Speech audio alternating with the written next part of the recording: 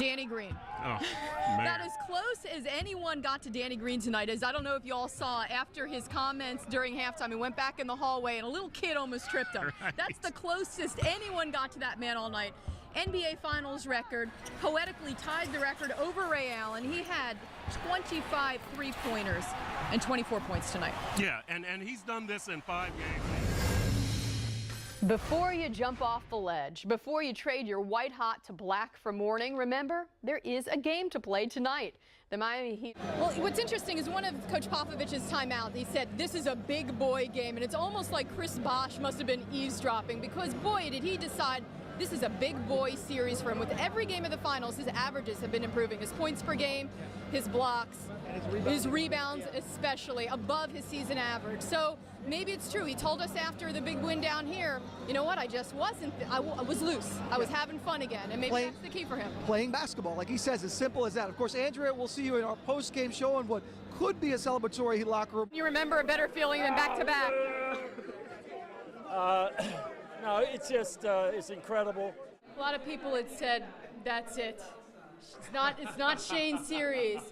But others had said, you know what, he's the golden boy. It doesn't end like that. And sure enough, true to your reputation, true to your history, couldn't have asked for a bigger game at a better time. Well, it's better to be timely than good.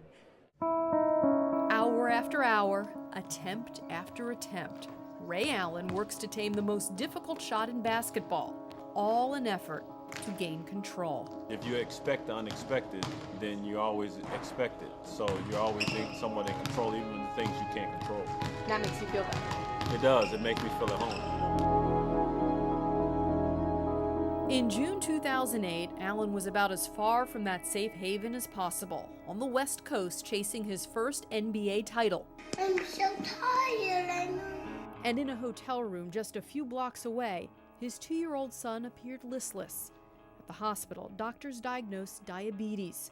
Walker's blood sugar levels were surging to that dreaded place, out of control. I sat on the couch and I was just like, oh my God, what am I doing right now? What do I have to deal with? And then all of a sudden I just said basketball is, secondary right now. Just hours before a possible title-clinching game, the pressure seemed unbearable, and the world had no idea. Even a routine question, what did you do today, nearly brought Allen to tears. Nothing that I'd like to talk about. What's that? Ray Allen, this has been a nightmare game. That night, Allen's life was off-center in every way. His usual true shot abandoned him, and so did the championship. But in Game 6, with time to plan, time to work with his signature focus on his son's recovery, Ray Allen was home again. He hit 7 three-pointers and became a champion at last. And there to celebrate, still wearing his blue hospital bracelet, Walker. His eyes were still red. He'd been in the hospital all day. I always look back at that picture and I think, this could have went a different way. Allen for 3. Just a few years later, Walker would play a major role in another important NBA moment. Before coming to Miami, the family needed to know their son would find the care he needed here. I didn't care about the basketball aspect.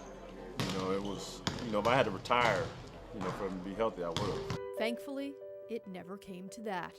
So now the best three-point shooter in history does what he can. Trips to the hospital, sleepless nights, and shot after shot. Perhaps if Ray Allen can control gravity, his son's health will obey as well. I feel bad for him. He's given something that he doesn't deserve. I wish I could take it back from him. Either Ray or his wife wakes up every 2 hours each night to monitor Walker's blood sugar levels. He's now 6 and doing very well, but there are still some scary moments the family will face for the rest of their lives.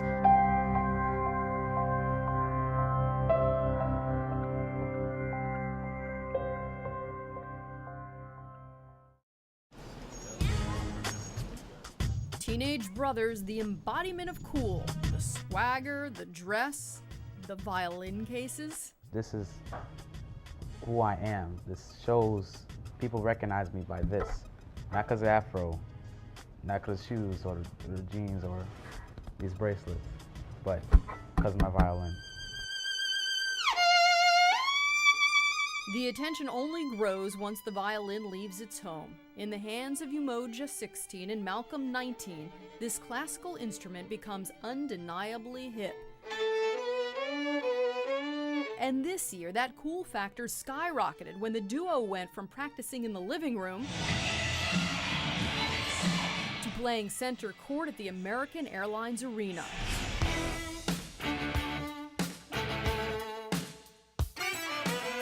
The brothers are the stars of the Back in Black video featured before many home games.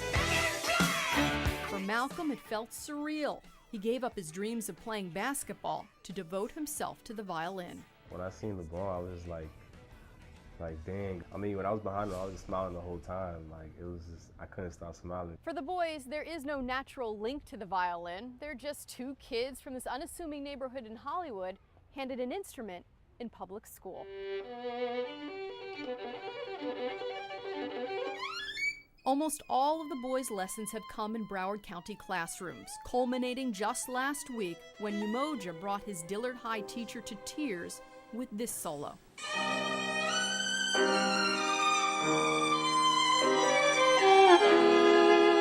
People really underestimate the value of this instrument. They think it's always just a classical, but there's so much more that this instrument can do that they don't understand. Listening to the teen's words, it's difficult to tell if he's talking about his violin or himself. This season, not only did a video transform an instrument, it transformed two young men. It's like a fairy tale. And I'm never gonna forget this experience.